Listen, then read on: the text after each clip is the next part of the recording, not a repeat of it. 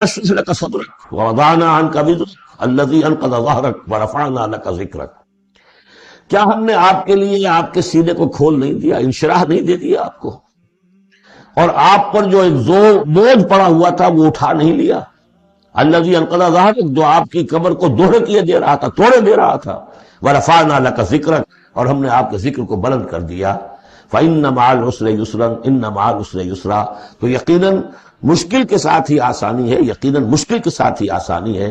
فإذا فرغت فانصب وإلى ربك فارغب، تو جب آپ فارغ ہو جائیں تو پھر یہ کہ خوب کمر کس لیجئے، محنت کیجئے اور اپنے رب کی طرف راغب ہو جائیے. یہ مشکلات القرآن میں سے ہے. عام طور پر سمجھتے ہیں لوگ کہ جو مشقتیں تھیں دعوت و تبلیغ میں، اور جو آپ کے اوپر جو لوگ فکرے چست کر رہے تھے اس کی وجہ سے آپ کو یہ رنج ہو رہا تھا. تو یہاں اصل میں یہ بات نہیں ہے، وہ بھی ہے اپنی جگہ پر.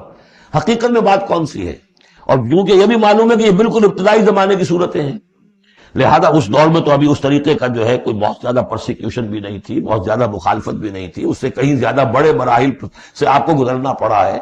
3 سال کی جو بھی قید بنی ہاشم، شیب بنی ہاشم کی قید ہے، وہ بعد کی بات ہے. جو یوم طائف آ رہا ہے وہ اس کے بہت بعد کی بات ہے. یوم احد بہت بعد میں آ رہا ہے. یہ اصل میں کیا ہے؟ جس شخص کو اللہ تعالیٰ نبوت دیتا ہے اس کی سب سے زیادہ جو خواہش ہوتی ہے وہ اللہ کے ساتھ لو لگا کر بیٹھا رہے.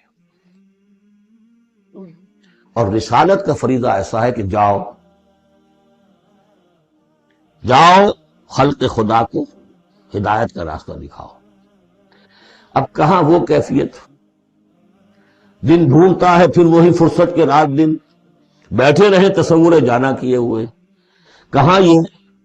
کہاں اللہ کی طرف رخ کر کے اللہ کا بندہ کھڑا ہے رات کے وقت. کیا اس کی کیفیت ہے، اس کے قلب کی، اس کی روح کی، کیا انشراح ہے، کیا انبساط ہے، کن بلندیوں پر اس وقت وہ ہے، کس روحانی وسعتوں کے اندر جو ہے وہ اس وقت تیراکی کر رہا ہے. اور کب جا رہے کسی نے کہہ دیا پاگل ہے، کسی نے کہہ دیا کہ یہ تو مجنون ہے. دیکھو ذرا یہ شخص ہے جو کہتا ہے آپ کے معبودوں کو کہ یہ غلط ہے.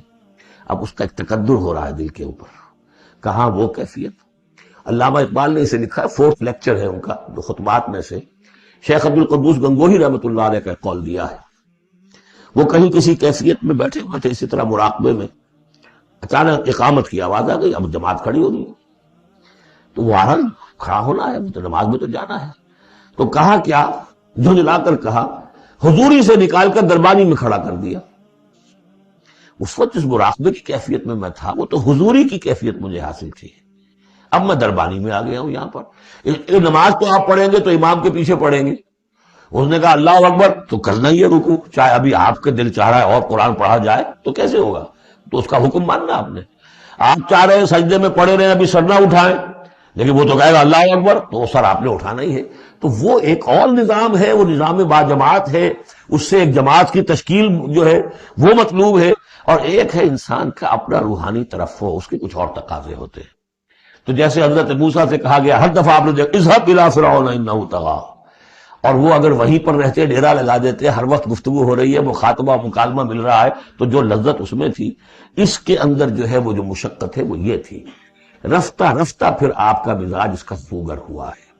اور پھر یہ کہ جب اللہ تعالیٰ نے اس میں بہت سے لوگوں کو بھی شامل کر دیا، پھر وہ جو تسکین پیدا ہوئی کہ ایک شخص وہ ہوتا ہے جو اکیلا. اس کو مولانا روم نے بڑی خوبصورتی سے وضاحت سے اگرچہ کا مجھے احساس ہو رہا ہے کہ وہ تو گھنٹہ پورا ہو رہا ہے اور ہم نے تو ابھی یہ 4 صورتیں ختم نہیں کی، کہ یہ بارش کا ایک بتایا ہے مثال، کہ بارش میں ایک مرحلہ ہوتا ہے کہ سمندر سے بخارات اوپر جا رہے ہیں، نہایت صاف شفاف، اس میں تو کوئی قدورت نہیں ہوتی، وہ تو ڈسٹلڈ واٹر جا رہا ہے.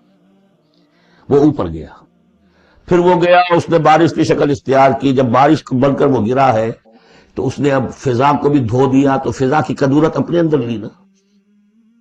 فضا کو صاف کر کے وہ آیا نیچے، زمین کا بھی گند صاف کرتا ہے، صاف کر کے اور وہ گند لے کے دریا میں شامل ہوا، اور پھر گیا اور سمندر میں جا کر گند اس نے وہاں چھوڑا، پھر وہ پاک ہو کر صاف ہو کر بڑی ہی یعنی لطیف شکل میں پھر یہ ہو رہی ہے.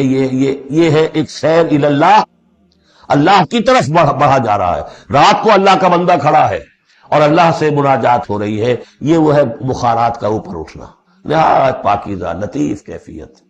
اور جب آپ آئے ہیں تو بارش کے مانند ہیں، اب آپ دھو رہے ہیں. تو جو دھو رہے ہیں اس سے خود اپنے آپ کو بھی تقدر ہوتا ہے، کسی نے کچھ کہہ دیا، کسی نے کچھ کہہ دیا، کسی نے کچھ کہہ دیا، کسی نے فکرہ چست کر دیا. اب آپ کو ضرورت ہے کہ پھر ذرا اپنے آپ کو بھی صاف کریں دوبارہ، پھر رات کو کھڑے ہو جائیں. سیر اللہ، سیر فی اللہ، سیر عن اللہ اللہ، یہ جو ہے جو تبلیغ کا اور فریضہ رسالت ہے، یہ بھی سیر اللہ ہے نتیجے کے اعتبار سے، لیکن اس وقت عن اللہ ہے، اللہ کی طرف تو پشت ہو گئی. اب دیکھیے جب آپ نماز میں کھڑے ہیں تو رخ کدھر ہے؟ اللہ کی طرف. جا رہے ہیں تبلیغ کے لیے تو اللہ کی طرف تو پشت ہو گئی. اب تو آپ جا رہے ہیں تو سب کی طرف آپ کا رخ ہے، اللہ کی طرف تو پشت ہے. اس حوالے سے وہ عروج ہے، یہ نزول ہے، اور یہ نزول جو ہے یہ بڑا شاہ گزرتا ہے کسی ایسے شخص پر جسے عروج کی لذت حاصل ہو گئی. یہ ہے وہ سختی.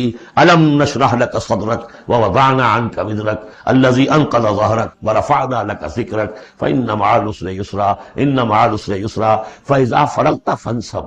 اے نبی وہ وقت آ جائے گا، آپ اپنے اس فرض منصبی سے جب فارغ ہو جائیں گے، جب اللہ کا دین غالب آ جائے گا، یکسو ہو کر وہ جو آخر میں آیا اذا جاء نصر اللہ والفتح ورأيت الناس يدخلون في دين الله افواجا فسبح بحمد ربك واستغفر انه كان توابا. پھر آپ ہمہ وقت اسی کام میں لگ جائیے. اور اسی لیے حضور نے اس وقت آخری فیصلہ کیا، اللہم فی الرفیق الاعلی. بس اب میں فارغ ہوں اور اب میں مزید تاخیر نہیں چاہتا. حالانکہ نبیوں کو یہ آپشن ملتا ہے، اگر آپ ابھی چاہیں تو اور رہ سکتے ہیں دنیا میں، یہ آپشن ملتا ہے. چنانچہ حضور نے اپنے مرض وفات میں جو خبر دی آ کر، جب آپ نے نماز پڑھائی ہے، بیماری میں ذرا سی کمی ہوئی تھی، باہر آپ آئے ہیں، حضرت ابوبکر نماز پڑھا رہے تھے، حضرت ابوبکر کے پاس جا کر آپ جو ہے بیٹھ گئے. اب حضرت ابوبکر جو ہے وہ اقتدا کر رہے ہیں حضور کی، اور پوری جماعت کر رہی ہے اقتدا حضرت ابوبکر کی. یہ نماز ہے، آخری باجماعت نماز. اس میں حضور نے فرمایا اللہ نے اپنے بندے کو ایک آپشن دی ہے، ایک اختیار دیا ہے. وہ چاہے تو، اب جو ایگزیکٹ الفاظ یاد نہیں ہے، نتیجہ اس کا یہی ہے کہ چاہے تو ابھی دنیا میں اور رہے. تو بندے نے اللہ کو قبول کر لیا ہے. حضرت ابوبکر رو پڑے اور لوگ حیران ہوئے، رو کیوں رہے ہیں؟ یہ تو کوئی بات ایسی ہے نہیں. ان کے سمجھ میں آ گیا تھا کہ آپ نے اپنے انتقال کی خبر کر ہمیں دے دی. تو یہ فیصلہ اللہم فی الرفیق الاعلی.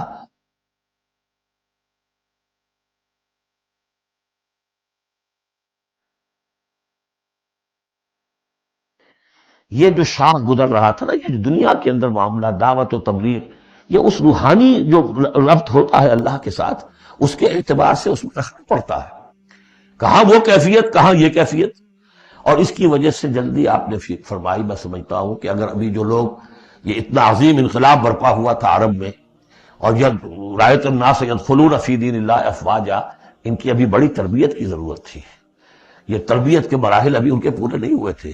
یہ تو صرف مکے اور مدینے کے لوگ تھے جو آپ کی تربیت سے اس طریقے سے بہرہ اندوز ہوئے اور ان مستفید ہوئے. یہ جو پورا عرب جو ہے ایمان لے آیا، اور ان کو تو آپ کی تربیت کا بھی وقت نہیں ملا.